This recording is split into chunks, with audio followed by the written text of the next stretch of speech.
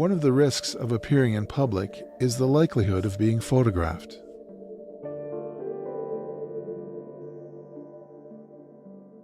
Some of my favorite memories are of people I have photographed.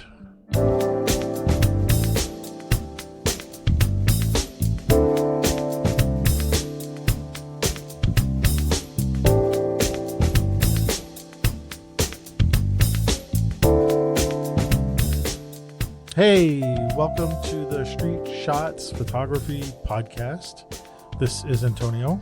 And this is Ward. And this is episode 2, 3, 4, 5, 6, 7, 8, 9, 10. Sorry. Episode 2, 3, 4 for, what are we in? The middle of July, 2025. And 2, 3, yeah. And 2, 3, or 4 area code is, since we keep doing this, since whenever we started doing this. It's for, what did we learn? It is for, hang on, I got to look at my notes. Ohio, yes, including Akron, Worcester, and Youngstown. Fellow Midwesterners, for you. Yes, actually, did we drive through Ohio to get here? I can't remember. We drove through 3 I states. Iowa, Illinois, and You didn't drive through Indiana. Indiana, I guess. Yeah, Indiana. No. Yeah, we drove through, yeah, but I don't think we drove through Ohio. I don't think Ohio is the... But anyway, they're all near me now, so I'll have to go and give a visit. You know, it's funny.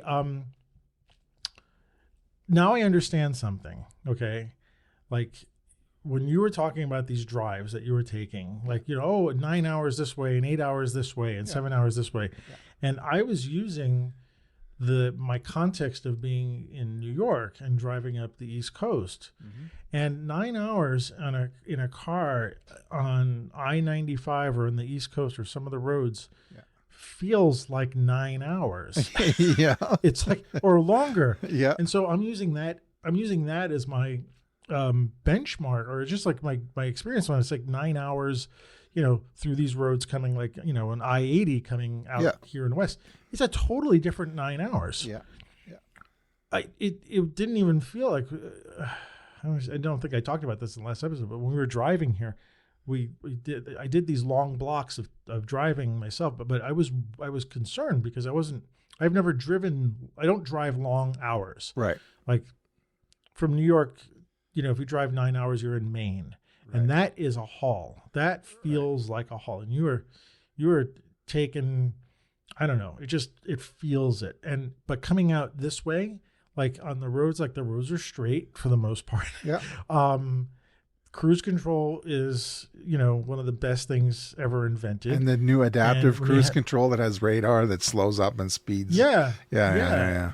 You got good company, or you got good music, or you have both. Like, it didn't feel anything like what I thought. And so it's a long-winded way of me saying, like, I could see myself driving, these distances now, even by myself or something like that. If I wanted to go to some place to do some photography or something like that, it didn't seem that bad, Well, I have a saying, because that was really... Go ahead. With my trips to California, when I used to drive there every year, I could say you could sit at your desk for 8 hours at work.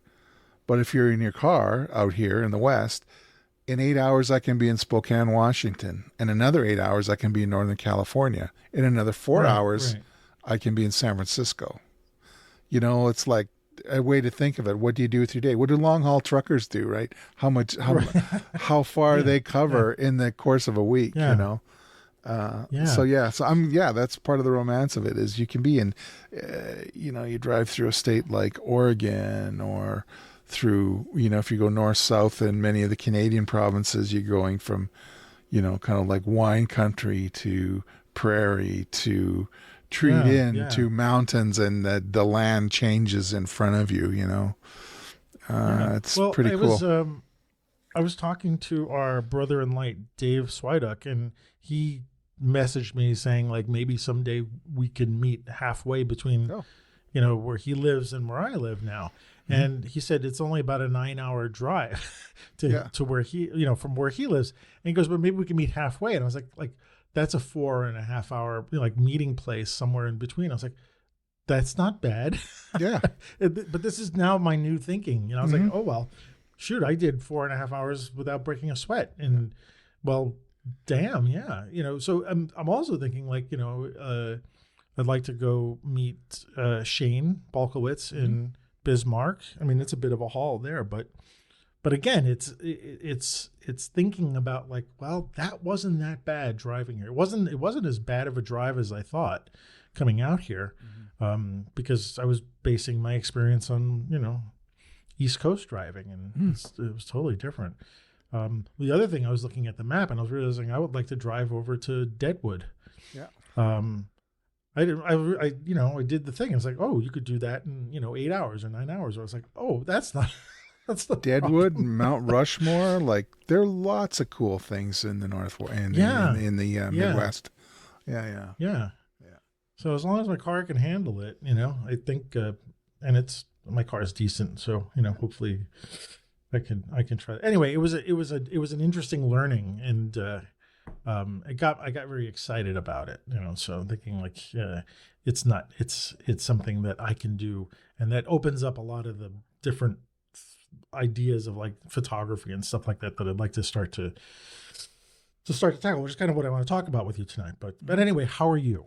I'm doing well. I'm a little sleepy today because I was out late the last night of the Calgary Stampede. So partying, watching other people party. I'm the voyeur. I'm just watching the other people. So so I stayed quite late into the evening to do some night work. The people at the carny tents and it's a more of a close-up, longer lens kind of documentary thing that I'm doing that's separate from the people walking by me kind of thing. It's more filling the frame. So that was a lot of fun last night, and so it was kind of perfect. Are you by yourself when you go? I'm by myself, but I run into people that I know quite a bit. Oh, so other people really? that Okay. shoot street, and that's a lot of fun. And then I met a guy who teaches at he's like a adjunct instructor or something at the technical college here. And so he's kind of like a marketer kind of guy. He was testing some lenses and things and doing some cinematic stuff with Fuji. I think it was a XT5 he had, a new one. Oh, so he was really? doing some stuff with some cinema lenses, with a cinema lens he had on there. So that was funny. Anyway, you just run into people, other street guys, and that sort of thing. And at least twice during Stampede, you run into folks and that's fun. And did you? I sent you an article a few days ago, and the New York Times covered the Stampede, and I think that's the first time, at least the first time I've seen a story on it, and it was pretty exciting to know that you were there. And the photographer that they had shoot for the story, those pictures were really, really interesting. Yeah. And I was thinking about you being there, and like, it's great that obviously everybody's seeing things so differently. That photographer was seeing the Stampede through their eyes, and was color shots and a lot of muted stuff and very dark. And a bit of I don't know how to say it. There was some really fun shots. I mean, I know they're photographing for the story, so they're trying to show the diversity of people that are showing up at the Stampede. And there was a picture of a woman wearing a I'm always going to get these mixed up. Just the head garb that the Muslim woman hijab. Right? Yeah. Hijab. Yeah. She had a hijab on and then a cowboy hat on top of it. Oh yeah, that's a common sight. Yeah, which I thought was just I don't know. It just felt so good to see that. It was like the universal, the quote unquote cowboyness or the westernness was a universal, and then everybody there was quote unquote like a cowboy, or something like that. And it just had that. I don't know. It makes me want to go see it and experience it. But it was you have an invitation and come any year you like. Yeah, absolutely. Well, I'm a lot closer now. Yeah. So I don't know what everything's a 3-hour flight or something from there, right? Right. I would have to fly. Yeah. Yeah. So I would say that every year it's getting more and more racially diverse, and I think that's great. Just the crowds last night, was no exception. There's all different kinds of people.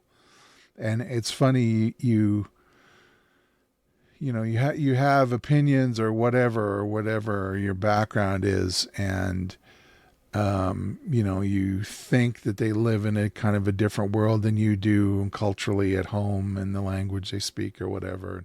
As you're walking by them and they're speaking, and if they happen to be speaking English, they're talking the same junk that you do with your family. Well, we have to get out of here. I'm going to give the kids another hour and then we have to leave, that kind of stuff. So it's like we're all the same, and it's very cool to see that. And it's also a reminder, we live out here in the burbs and we don't see that much in terms of diversity. Really, I think maybe we do more than many communities around here. But when you go down there and you just see, all of the diversity of folks, it's really cool. Yeah, and it's all under that umbrella of the Stampede. Like everybody's together in that thing. So, how's it been going photographically for you there? Really good. I was kind of a slow start this year because I didn't go every night. Usually, my wife is away at a country music festival, and so I kind of just have this bachelor lifestyle of getting up, going to work, coming home, walking the dog, making sure everything's cool, head down, and like every night I would do that. I only did 5 nights this year, so I tried to make the most of it, and it's kind of culminated with last night when I stayed as late as I could to shoot as much as I could when things are lit from artificial light of the different carny tents or whatever you call them. So that was fun. And using the longer lens, using the 50 on my little Fuji, I was able to see people emoting and reacting when they're playing the betting games and that sort of thing. And so the excitement of that, of winning and losing and those sorts of things. It was good. And then trying to do some color stuff with one of the rides that I. Right, I was about to ask you. Are you presenting any of it in color? Yeah, there's only one ride that I. It's a low to the ground ride. It's called the Orbiter, and it's little clusters of 3 cars that turn on one axis, and then the whole thing lifts up and it tips in different. It doesn't ever go upside down, but what I like about it is the color and the fact that you can get more than one car with people in it in the frame at the same time. So it's just a matter of seeing if I could catch that. I'm going to go through those pictures tonight, probably after we record, and see. And those pictures will almost definitely be in color, just because the people's faces are lit from the color lights on the ride itself and the dynamic, and they're going fast enough that the wind blows her hair and that sort of thing. And so you're trying to get what's the word I'm looking for? Expressions from, excited expressions from them, and see different people. So I know we probably talked about this every time we've gone to the Stampede. And here we go again, or here I go. And it's like, do you have a plan for the pictures, or are you just going to keep going and shooting? Is there going to be some point where you create volume 1 of a book or something like that? Or, I would like a couple of things. Is that in the plan? It could be. I haven't really thought of it so much. I think more about having a show, actually. One year being part of the exposure festival or something, and decide when I have a critical mass of Stampede pictures, because if I show it here, it's a captive audience. People are like, this is the midway, right? These are aspects and people and situations that folks from around here are intimately familiar with. Even the people that don't like to be here because it makes the city too busy and crowded and everything. It's like, they can at a distance say, oh yeah, that's the midway. I don't go there anymore, but I'm glad someone's taking pictures down there. So yes, I always think of a show more than a book or something, but I would certainly love to do something with it. I'm closing in. I think by the time I'm done this year, I will have 200 pictures I call it Stampede Heads. Heads just as short for headshots. So the Stampede Heads project will have about as of this year, the 200 or so pictures in it. So yeah, I could put something together, for sure. But in my mind, I was thinking of more of kind of a show. And it's something that I can do, that I can look forward to every year. And by the time I'm done every year, I'm kind of done with it. And then the energy comes again, and then I can do it. And then you can kind of see the evolution of not just how my work has evolved, but also what it's like to be on the midway year to year. I think changes a little bit too. And I can see that. I mean, certainly when I'm going through the catalog, but even a little bit in the prints, in the pictures themselves. Yeah, let me ask you. Actually, as you just said something, it made me think. You're going there 5 days, 10 days. I don't know what you do, like on average. Yeah, I try to go there every night, so I would at least 3 hours for 10 days. Okay, so you're doing that, and then like you've peaked at. By the time you're done, you're like, okay, I'm done. And I can wait another year for it. Like your energy, you've built up your energy over the year slowly, right?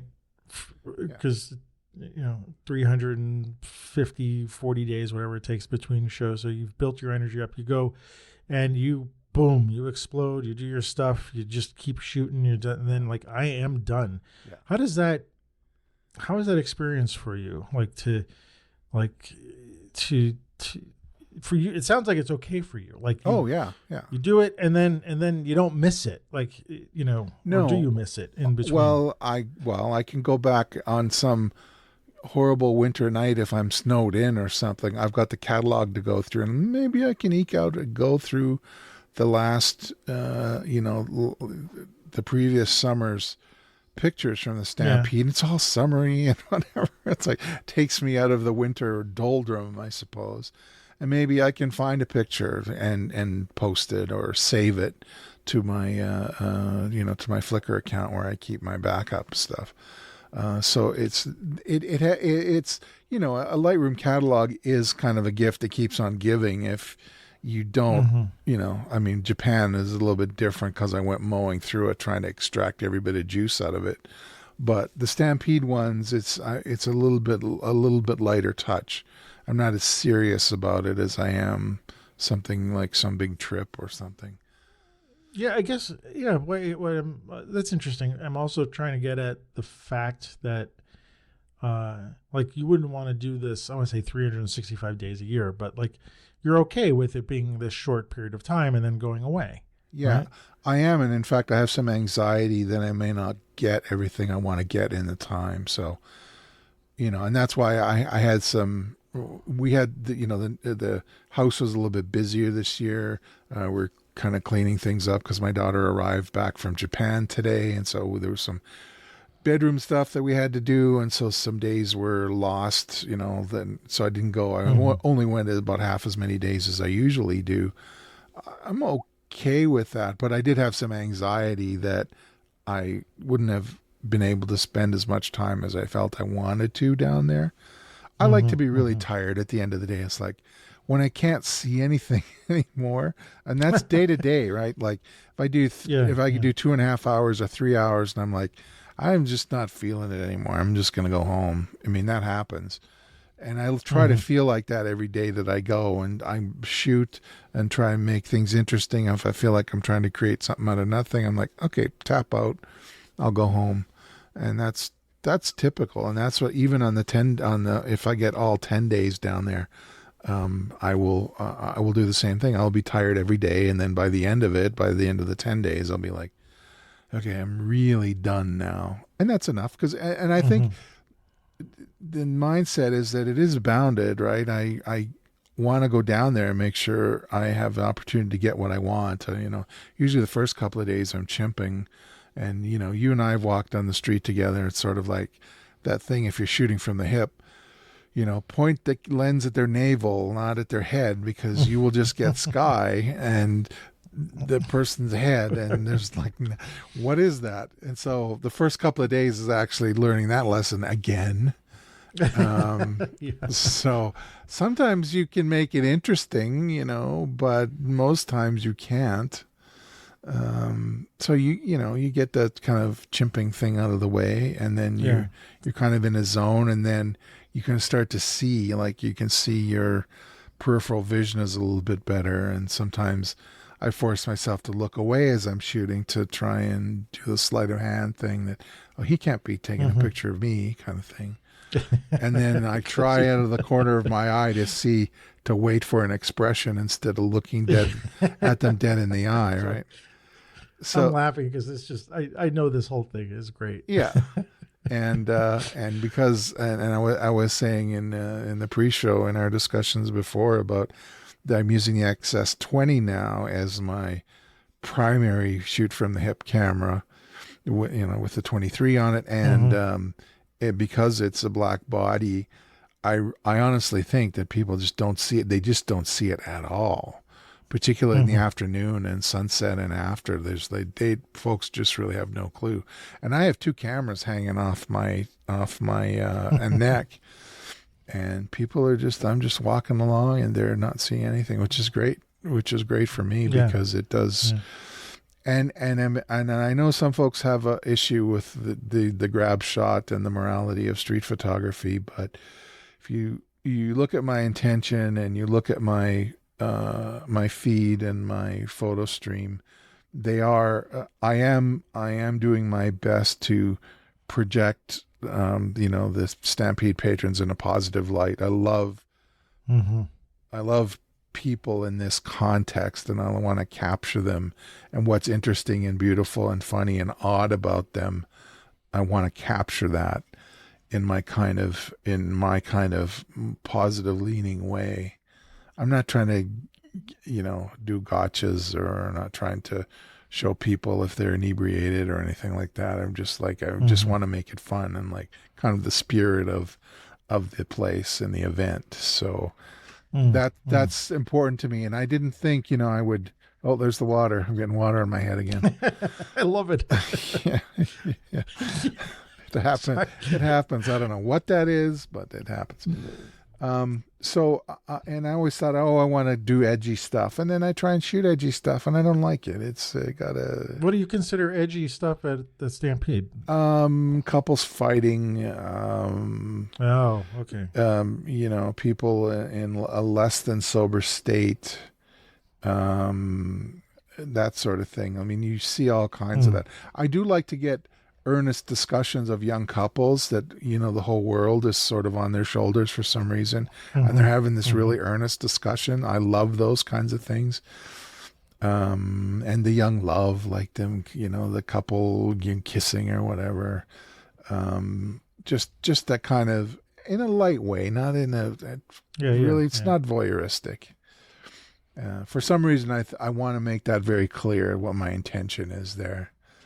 I'm not creepy dad man down there. I'm just trying to, just, trying to capture the Yeah, the human roller coaster of what goes yeah. on I down think there. when people talk about that, like I'm sorry to generalize, but I have like students or had students who would ask those questions a lot, and I never thought about putting it in the way you just did about like always trying to get the best. I mean, I sort of imply that, but like my take on it is like, I try to leave people alone. Like I don't want, like the reason why I don't go up to people and say, I want to ask you for your photographs is I'm from New York. And like my New York thing is to like, Yeah. you leave people alone, and and I think about it like sitting in a cafe. If you were sitting in a cafe, you're watching people all the time. It's like it's a mobile version of sitting in a cafe. But I like the way your approach is, and Well, there's certain circumstances though where there was two couples that are visiting from the States that were on the train when I came up. Was it Thursday or Friday? And I didn't want to say anything. They're two attractive young couples. I didn't want to say anything on the train, but I ran into them on the grounds, and I said, Mhm. "Look, you guys look great. Do you mind if I do a portrait of you?" And they were like, yes, absolutely. And I said, and I told them, I didn't want to like proposition you on the train and say like, can I take your picture? Because that would have been super creepy. And I'm like, and then I gave them my card and everything, and they went on their way, and it was good. So I would do that. I don't have any problem. And in fact, you could walk around the Stampede and ask for stranger portraits, and I bet 7 times out of 10 you'll get a positive response. You'll be able to. So it can be done. It's just not how I work, and not at this juncture anyway, with few exceptions, like I said. And so that, that's part of it. You can work the way you want to there.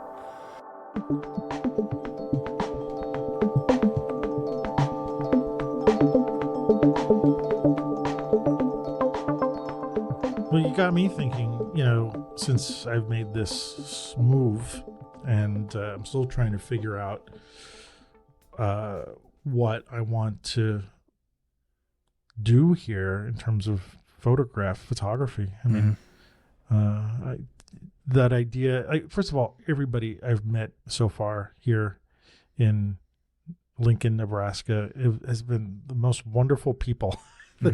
Everybody is so friendly. And, I don't think that New Yorkers are inherently, or people who are in New York are inherently rude or bad or not friendly. I mean, they are. I was a New Yorker and I found myself very friendly. But, I think it's not, it's certainly not the same circumstances where people are, just waving to you. Everybody, when you're driving by somebody, I mean, two fingers up from the steering wheel. Two fingers up. That's a Canadian thing, 2 fingers up from the steering wheel.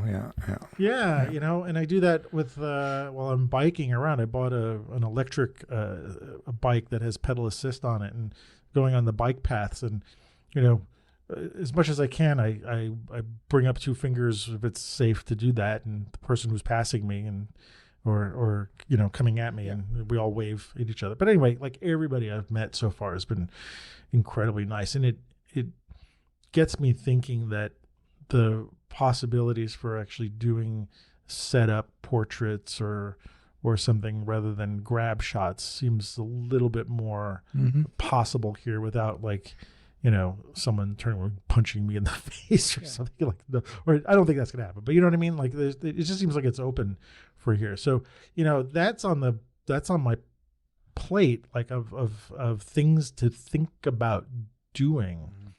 But I'm having all sorts of stuff. I mean, right now I'm still being very domestic, right? There's still a lot of domestic stuff, like still unpacking, still trying to figure things out. My desk is, I mean, I still have boxes to unpack, and it's actually kind of worse when it's unpacking, because now everything's spread around. I got to find a place for everything.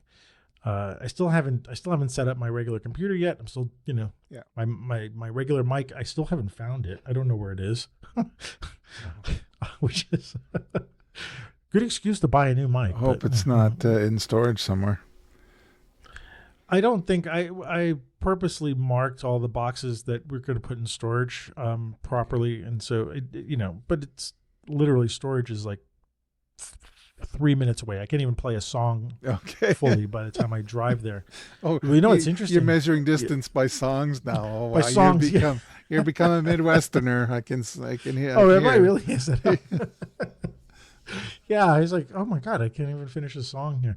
I am, like, within a mile of a state penitentiary, which is a really interesting kind of visual experience to drive by. Like, as on my way to the storage spot, I can see these incarcerated men, looking at the highway, and it brings up stuff that I didn't didn't really experience that in New York City. And it looks like a prison. It's got the guard towers, and it's got the walls, and it's got the barbed wire and all that stuff. But the other thing is, I don't know if I mentioned this to you, but I had bought a drone sometime. Oh, I think I saw on Facebook. I saw you firing it up or something. Yeah, so it's the DJI Mini 4K, right? So it's the least expensive teeny tiny drone. And I thought, okay, well, when they finally came out with that, I was like, all right, I'll give it a shot but I never did anything in New York with it because there's so many restrictions. Right. And actually, technically, where I am right now is also restricted airspace. But it seems like all the cities have this zone around them, especially Omaha and Lincoln, because of the airports here. So, but all I've been doing is playing with it in the backyard, right? I've just been like taking shots of it. But I did notice that when I looked at the map, that there was no restrictions that I could fly over I could take pictures of the penitentiary. Oh, I'm sure it's outside. It's outside the restriction zone, at least as far as DJI's map is concerned. Anyway, I don't know. It's a fun thing to do, but I'm just sort of like playing around. So far, the only thing I've really done is some consistent work is with. I've been playing around with the X-Half camera, which is, by the way, it's a lot of fun. Mm-hmm. Being an expensive toy camera, but it's a lot of fun. But doing a lot of pictures of the architecture and the landscape, like not the landscape, but the architecture on the landscape kind of thing. I've been having that. But I don't know. I was kind of hoping you could like talk me through some stuff. I don't know. Like, we were sharing some notes offline, and I was like kind of hoping that we could get something going here, because I'm how to put this, sort of feeling my way through this, but again, I'm not quite locked on anything yet. I mean, I think the opportunities here are vast for me, even though it's not New York City, and it's not like I could walk out of my building in New York City and within 5 minutes find 10 people that are really interesting and take pictures of them. Right. And that's not the case here. But one thing I've been doing is taking pictures in the backyard. Right. And I was actually surprised at how, I'm photographing squirrels and birds and stuff, but I was actually quite surprised at the diversity that I could get just by sitting on a deck with a telephoto lens. Being very observant of things, and it got very exciting. Like I was like, because before I'd be going to Greenwood Cemetery to take pictures of birds and stuff like that. And here I am in like backyard. I'm like, it's maybe not the incredible variety, but it does seem like potentially there could be a variety. Well, certain times a year, if you're on a migration route, it's pretty spectacular. Yeah, and I imagine that where I am could be a bit of a migration as well. Here there's eagles and stuff, and which I haven't actually. No, I did see eagles. That was funny. When I first came to visit here in early April, when I was being taken back to the airport, we were driving to Omaha, and as we were driving, 2 eagles flew over our car. And I wasn't, Angie was driving and I was passenger, and I just looked and I was like, wait a minute, what? And I was looking at coming at us. I was like, are those eagles? And they flew right over, and I was like, holy crap. I was like, but anyway, yes, I was kind of hoping that we could do some photo therapy or something like that. And I'm not sure where to start, but well, what's your key issue right now then? Well, it's almost like there's a part of there's 2 things. Part of it is like, I don't know anything here, right? Like I don't know, which means that I have no preconceived ideas of stuff. Like I could just I could just shoot anything I want. Mm-hmm. So in a way, it almost feels like a candy store, right? But again, it's not like I can just walk out of my door and all of a sudden this stuff appears. I have to be very deliberate about finding things. And I'm not even sure what, I'm looking for. And and then there's this bit of like, I don't know. I want to say copying other people's work, but like, seeing the world that other people have already seen and photographed and documented, and like, a million times, like the shot of the grain silos and with a knife. I did find, I probably mentioned this to you, and I think I wrote it in my Substack article about finding certain coloration in my post processing that really has drawn me to certain subjects. That warmer thing. Yeah. Right. It was something that never worked in New York City just because of the way things work. But when I looked at it here, but I thought that was really strange. Like there was something odd about that. But anyway, I'm not sure. I'm sort of no, that's all fine. But I mean, well, like I said before, and quoting Ralph Gibson again about your point of departure, right? And in the article about Japan, the same thing, right? If you don't know what to pick, just pick something, That's been my thing. And it's I could complain about how my work is awful most of the time and blah, blah, blah, blah, blah, but I never complain about things being dull or uninteresting or there wasn't enough to shoot. Because there's always something to find if you have to descend into macro mode and shoot the flowers and the bugs on the flowers, or go out at night with a flashlight or something and go to an old building and do some light painting on something, or LED panels. Like I went on a little, goodness, it was the pandemic, so it would have been 5 years ago now, around this time of year. Went out with a group of folks and paid a guy who does workshops on how to light abandoned buildings and that sort of thing. And we did a thing where he hovered the drone with the light shining down on the roof of this abandoned building to make it look like moonlight. And right. Yeah. It was all very fabricated, but it was like, for me, it wasn't so much the picture, which my picture looked like just about everybody else's there because we're all taking pictures of the same thing. But there was the act of being there and like this whole scenario. So it's like kind of like being on a movie set. There was the, it's like you with your light writing you were doing for Angie on the roof of your apartment building, right?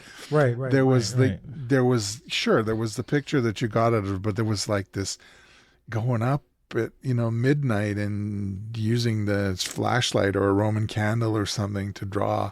Like there's a whole physicality of it there. I'm a big inspired by Robert Adams, where or Todd Heido, where he's taking pictures of these buildings at night and walking out at 10 or 11 or midnight in the suburbs, and some people are awake and some lights are on and some lights are off and street lamps and all that kind of thing. There's just things to think about and get somewhere. And then as you do these different things, you don't have to spend too much time, I don't think, on any one of them, but I'm sure there'll be some inspiration that comes out of it. I think if you don't know what you're doing, first off, you can't know until you start down some road or two or three. Right. Well, the thing is, like, I almost don't know. Like, again, it's like trying to hang on. I've got a cat who's about to jump on me. Here we go. I've got a whole bunch of cat stories that's kind of fun to talk about, but we'll maybe wait for offline. I've got a cat now. Hope he's joining me. He hears me talking to you, and he's got. He wants to talk too. Yeah. Yeah, he's gonna sit. Anyway, I guess like what okay, I got to slow down. Oh, part of this is slowing down, but like, how do you adapt yourself to different environments? Like you've been doing that pretty well. You're going to Mexico, you're going to Japan, you're going to the Stampede, you're going to downtown Calgary, you come to New York. I go to my hometown of 2,300 people. Right, Daytona and stuff like that. And I generally didn't need to adapt to new environments because I did most of my work in one place. And so what's the... Part of it is study, right? Like me and my books. And part of it is, it's really lame to say, but pretend you're the guy. You're going to shoot an auto race. Well, pretend you're an auto racing photographer. Well, how do you do that? You look at other people's work. I mean, we're mature enough, I guess, at looking at photographs, particularly you've been looking at stock for maybe most of your life now. You can look at it and you can say, oh, I can tell by this that it's lit this way and he stood here and they did this and the subject is like this. So you can get yourself into the mindset of a particular, whatever genre, whatever word you want to use. of that particular thing. You know, if you're trying to be a Robert Adams or a Todd Hido, you look at their pictures and it's kind of easy to imagine yourself in the places that he stood, or in the car where he likes to take pictures from the car, and use that as a jumping off point. And I don't, you know, you're talking about it in different modes. When it comes right down to it, in a lot of ways, I don't think of it as being in a different mode. I'm in this situation. What is it I can make of what I'm doing? You know, and I went back to my hometown last summer. It was sort of like, well, what do I see? Oh, I saw this Lincoln that's with flat tires parked in the middle of this, or not in the middle of the street, on the side of the street, like those Cadillacs, right, in Brooklyn that you explore, right? I wanted something that was like about the thing itself, and so I had the phone with me, and I just made it about that thing with a lot of negative space around it, and tried to make it kind of interesting and arty looking, you know, and that's what you can do in a boring small town where there's zero traffic at all. You find a subject, and yeah, you know, and you just look, you're out there, your eyes are peeled, you're looking for stuff that will be interesting to you. I mean, I don't know much more than I can say about that. I mean, you know, one of the things I've noticed I've been really kind of drawn to is a lot of the architecture, and which is funny because that's nothing new, right? It's like, but you know, looking at these giant grain elevators, which are just these massive structures that I've never seen before, and they're all over the place. And they're next to. I've noticed they're next to train tracks because that's where they distribute the grain onto the trains. And there's a lot of this empty space, and there's not a lot of occupied. Like they almost look like they're abandoned. They're not, but they look like it, you know, and that I found very attractive. And I think that with my discovery of like a new way of processing the pictures, so the two go hand in hand, you know.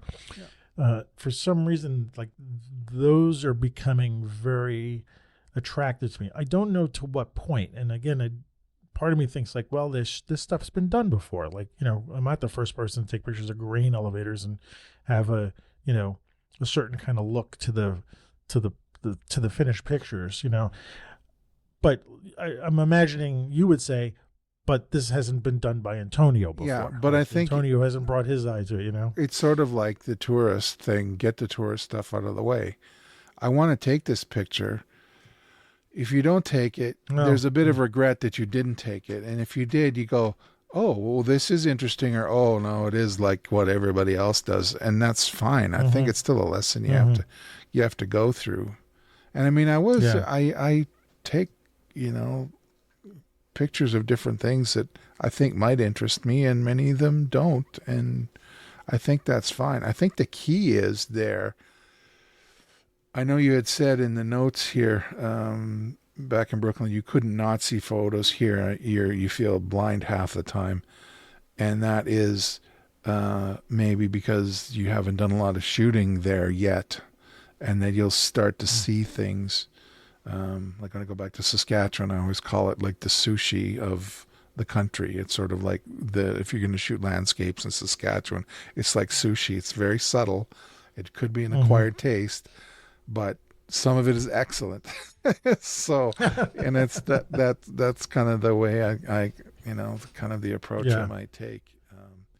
And it's not just about a flat horizon. There's other stuff that goes on.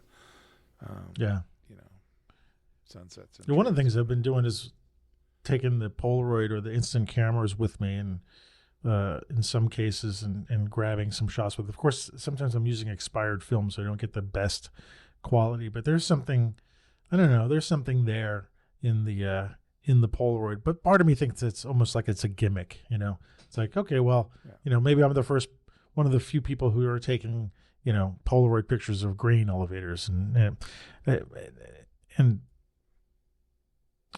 not. I don't know. Again, when I say finding my sea legs, I think it's a good analogy, because there is, you know, I'm still trying to understand the sort of the the culture here. And I mean, I've got a long way to go, to understand that. But like, what is okay to do? What is not okay to do? I have to figure all that stuff out, on top of also wanting to figure out what I want to take pictures of, and what's cool and what's not cool. I went to a July 4th event in this town, and I'm forgetting the name of the town, but apparently it's like the home of July 4th. It was like designated by Congress as like the July 4th capital of the United States or something like that. I'm totally blanking on the name of the town. And it was all July 4th, and it was so hot on that day. And I brought, what camera did I bring with me? I brought my X100 and the X-Half camera. I thought those two seemed pretty reasonable to like carry around. And, they had the car show with the old cars. Oh my God, you would love it. Yeah. I mean, I know some of these old cars it was just a range of things: Model A's, Model T's, Mustangs, Ford Fairlanes, yeah. Fairlanes, yeah. I mean, just name it, Bel Airs, they had the whole gamut.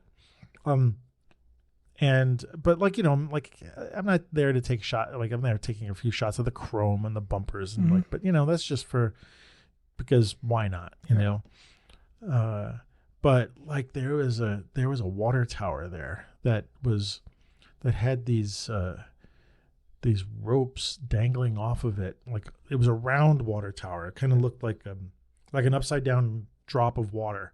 Okay. And these things come around, and I was looking at that, and I was like, it made me instantly think of the Bescher's photography. Right. Like it was like, but there was no way to get, and of course I've got my half camera and my X100, and it's not like I can do a Bescher shot. No tilts and shifts or anything. No tilts and shifts, and like what I want to anyway, but it attracted me in the same way, the object attracted me in the same way their photographs did. And like I obviously it was July 4th, so I wasn't there on a photo trip, and I was there to have fun and look at stuff. But I and of course now I know where the town is, so I can always go back to this. Yeah. But is that something to want to pursue or something? But I don't know. I'm kind of all over the place here. The one thing, and I did mention this, is that like the local architecture of buildings, some parts of this where I am look like they've been taken out of time. And like I've never really experienced this. I've seen pictures, from you and from Dave and from other people of like these, suburban rural places that are literally look like they're out of time. Like they've, the buildings look like they're still from the 60s, or the neon looks like it's, from the 70s and like that. Well, that stuff is here too. And I find myself like one of the first days I got here, is like I walked around with the half camera, and I thought, okay, well, I'm just gonna, the reason why I walked around with it, because it means like I don't have to think about anything. It literally is a kind of a point and shoot. Yeah. And the quality is not bad. I will say that, but there's no raw, it's just JPEGs. And when you saw some of the pictures I posted. Yeah, they were great. I put it up in and I applied some coloration to it that I found in Lightroom, which really jazzed me up, because and I wrote this in our Substack article, which I'll put a link in the show notes for. But one of the things was like I was attracted to these situations as I was walking by, but once I got back and I did a little processing on the pictures, and I thought, oh, look at the potential here. Look at what I can see and what I can find when I like process these pictures in this way. And it's sort of like a feedback loop. It's making me look for more of these things, because I know that when I get back, I'm going to process them in a certain way that I really like. Right. And I'm finding that really attractive. I don't know where it would lead to, and I'm certainly not sure if it means anything, but it's certainly, like you said, go out with some intention, like, well, I want to find more of these kind of things. And maybe at some point I'll just get bored of it or something like that. But again, it's sort of like a rediscovery. Like, who am I again? Like, as a photographer, what I want to do. I got this opportunity to shoot other photographs that other photographers have done who I admire, and I've got tons of books of photographers who've done this kind of stuff, and now it's this chance. It's just one of the things. It's just really hard to, like being a kid in a candy store in some way. Like I don't know where to go first. Like I don't know what to go first, and what is it that I want to do. So anyway, there's I'm putting this out there in the world, and maybe anybody who's listening to the show, if they want to reach out and give us some advice, like I'm all down for that too. But how do I adapt my street habits to small towns? And I'm sorry to say this, and it's all due respect, but Lincoln compared to Brooklyn is definitely a small town.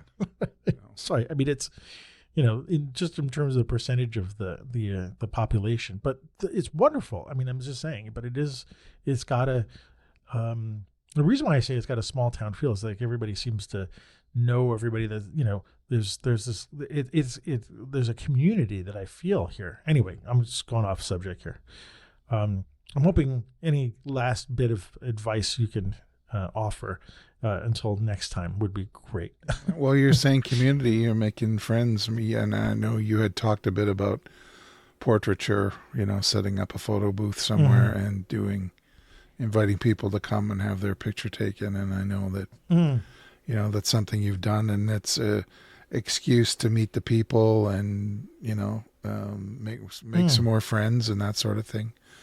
I'm not much of a, social person, and I do take pictures from the hip without the subject's notice. So that says something. But if doing sit down portraits with folks, and you're making the real human connection there, I think that'd be a certainly worthy project.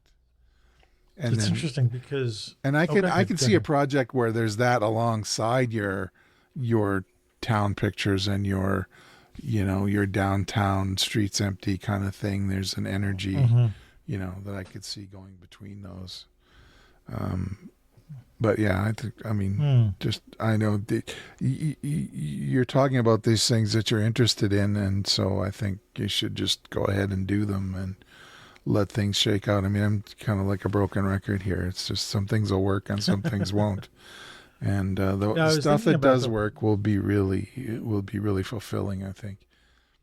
Yeah, I was thinking about the portrait stuff, and actually, as you're mentioning this, I found a coffee shop local to here. It's again I can't even finish a song by the time I drive there.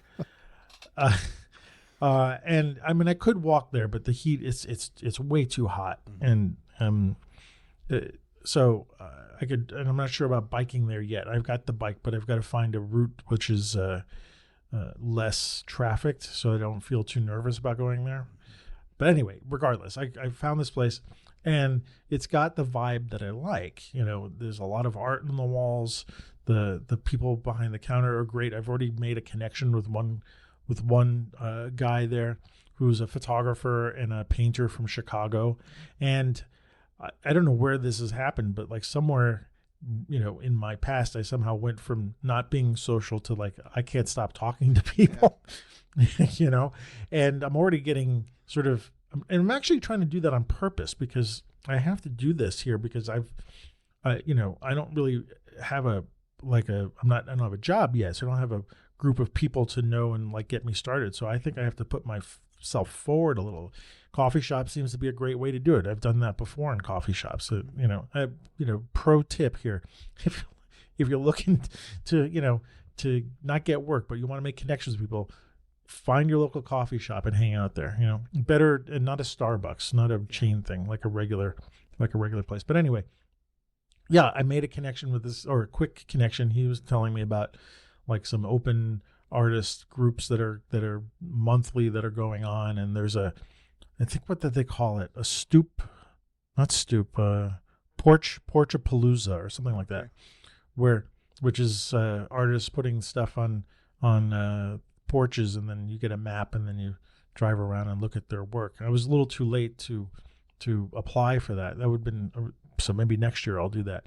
But that sounds like a great way to meet people. But this idea of like, yeah, I'm a photographer and I'm thinking about doing portraits, and making that sort of one of my things that I say as I'm starting to introduce myself. Like, who knows? Maybe I can find some place to do it, or like say, yeah, So, yeah, okay, that's a good. Yeah, no, I would like to do that, and the idea of meeting more people that way is very appealing to me. Like I said, everybody I've met here has been really, really nice, and it's such a contrast in some way from what I'm used to, So that idea of like presenting myself as a photographer and like I do portraits, be like Felix Unger. Portraits. Felix Unger, portraits a specialty. Yeah. Wow, that's a deep track right there. Yeah. I'm actually part of an odd couple group on Facebook. Oh, okay. Well, that would be it. All the quotes. Yeah. Well, anyway, that time Roy Clark came and played the guitar, man, that was something. Oh my God, that was one of the best. Oh my gosh, but. Sorry, I'm going to diverge here for a second. For those people who are too young to remember The Odd Couple with Tony Randall and Jack Klugman, you might want to just like end the show now. But there was one episode. Felix Unger is a photographer, and he's hired by his partner, his friend, to go photograph a boxing match, right? No, a wrestling match, and. Yeah, and his partner's looking at the pictures, and he goes like, "Hey, I got a picture of a bell." He's like, "Well, we're the wrestlers." He's like, "Oh," he goes, "1 million photographers got the wrestlers, but look, you got this bell." He goes like, "Look really closely," and Oscar says, "There's a dot on the bell." He's like, "No, it's not a dot; it's a fly." He goes, "The fly has just jumped off the bell because the bell has just rung." I'm thinking like, yeah, that's the kind of picture I want to take. The shot. Not the wrestlers. Well, you don't want to get what everybody else is getting. I mean, that's a key tenet, right? Yeah. Anyway, sorry for that little divergence. It just got me thinking. But anyway, yeah. So I think part of what I need to do first is I have to organize myself here, because right now I don't have a computer to store my pictures, and part of me feels like that half, my base, is not quite solid yet. And I am taking pictures, but I haven't took them off the card yet. And so there's not a stable like environment to do stuff. So I do know that I have to take care of that. And when I do, then I'm like, okay, well, put my lenses back into the cabinet that I've got for it, and make sure all the equipment is in, or at least most of it is in place where I can have access to it, and then start. So like maybe right now is a good time to be just like, farting around with the different cameras and the different, touristy pictures or whatever right now, and not feel too bad about it. But it is good I think to have that goal. I'm staring at 2 blank monitors right now. I'm doing all this on my laptop, and I've got these 2 monitors sitting there. My computer is in a box in a closet here. I still have to find my hard drives. I think I know where they are. So I think that will be important. But once that's done, I think I can start really in pursuit. But in the meantime, I'm having a lot of fun. I mean, I think the pictures I'm taking, I like, and I'm having, actually this past weekend, was it this past weekend? No, last weekend. I went to the Strategic Air Command Air and Space Museum in Ashland, Nebraska. And if you're into airplanes or any of this, I love that stuff. I am just like it is an amazing place. They have a full-sized B-52 bomber in there, amongst other full-size B-36 bombers. I'm like looking at. I'm like, I had a picture of U-2, right? There's a U-2 hanging up in there too. There's a U-2 hanging there. There's a B-2 bomber in the front and in the entrance. But anyway, it was an amazing place. And when I went there, Angie and I went there, and I brought my X100 and the half camera. I let her use the half camera. I said, "Here, you knock yourself out with this." And I used my X100. And what I ended up doing is I processed the pictures that I took in black and white.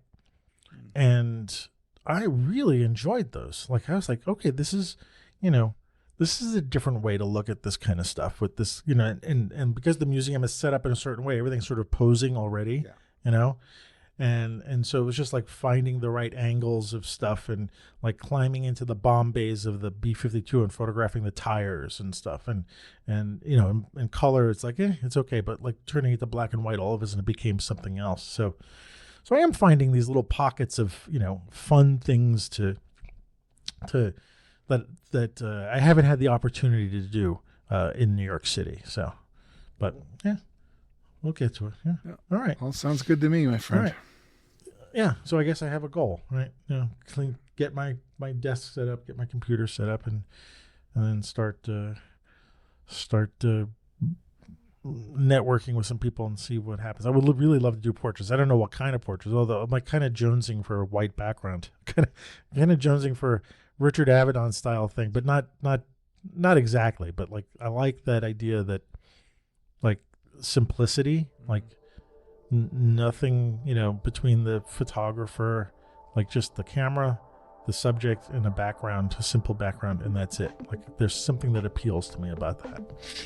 So all the interest comes from the person, which is great. Right, and that's what I kind of want to in some way that would be kind of what I want to highlight, and again bringing me here, like you always said, like this stuff has been done before, but it hasn't been done by, me or you, right? And so that's all right, okay. Well, we'll see how that goes. All right, we managed to... another hour or so we were talking? Another hour, yeah. I hope everybody was interested in that. Especially the little side note of the Odd Couple. The Odd Couple. If I could find that, I gotta find a YouTube link for that, but yeah. Yeah. All right. Okay. So that being said, where are we going to find you these days? You can find me on Vero, Twitter, and very infrequently on Blue Sky at W Rosin Photo. On Instagram, I'm Ward Rosin Fine Art. Facebook, I'm Ward Rosin Photo, and my website is rosin.ca, rosin.ca. What about you, my friend? How come well, hang on a second. How come infrequently on Blue Sky? Just don't use it. I just haven't really. I haven't thought to post very much there, and the time it reminds me is, in the evenings when we're recording, and then I don't ever think to. I'll try and make a point of. It's just, I'm slow in the head that way. Yeah, and I'm hearing good things about it. I don't use it enough either. So. Yeah. So what about you, Antonio? Right. Where can we find you? So. Blue Sky, AM Rosario. Instagram. Actually, I'm going to start posting more on Instagram. So it's AM Rosario Photo. This way everybody can see. I think that's probably one of the best ways to see what's going on with my stuff. So I'm going to start posting more there. My website, I'm going to change over soon, but it's amrosario.com. It's not working again. It's WordPress. Sorry, but I'm going to switch over to Squarespace soon. That's going to be another of my goals. Subscribe to the Substack newsletter that we're doing. We recently just put out 2 articles. They've gotten a lot of we've gotten comments and a lot of people reading it, which I'm really excited about. So you just put up an article, right? I put up an article about Japan, which I meant to do the week after I came back, but as it turns out, it took another couple of months. So it's just... Yeah, but we finally got that up. And how was that experience, writing that up and putting Good. it up I think I was saying before to you directly about I understand the fun of Substack. There's a lot of instant gratification with it. So I appreciate that. And so I'll make an effort to post more stuff for us. Yeah, and I want to build a community there. It seems like we're getting people. I'm getting a lot of good comments and little discussions and people appreciating stuff. So it has a real good feel to it. So anyway, if you're interested in subscribing, we're at streetshots.substack.com, and we're just shy of 300 subscribers. So if we could get 300 by the next time on the show, that would be great. So just sign up and join us there. Anyway, and if you want to support the show, you can buy us a coffee by buying me a coffee at buymeacoffee.com/Antonio Rosario. So, yeah. Great, man. Thanks for joining me tonight Oh, fantastic! Even your daughter's in town, but you managed to hang out with me for She's going to be a couple of hours. She's going to be jet lagged for a couple of days, I'm sure. Okay. We went out for dinner. We delayed the recording, so we went out for dinner because she had a hankering for real, authentic Canadian Mexican food, which whatever that is. Okay. Whatever that is. So not the same authentic Japanese Mexican food. So yeah. It's one of her go-to places. She grew up here, so it's comforts of home, I guess. So. Okay, cool. Well, thanks for joining me tonight. Anyway, I appreciate it. So, always my pleasure, my friend. Yeah, and everybody else, we will see you, or you'll hear from us in a couple of weeks. Pretty sure things work out. And maybe I'll write an article about the Stampede for Substack because I'm starting. Oh, please do. Yeah, we'll get those articles. They're little essays. They're fun. So anyway, everybody have a great couple of weeks and have a good night to you aboard, and see everybody in a little while. Right.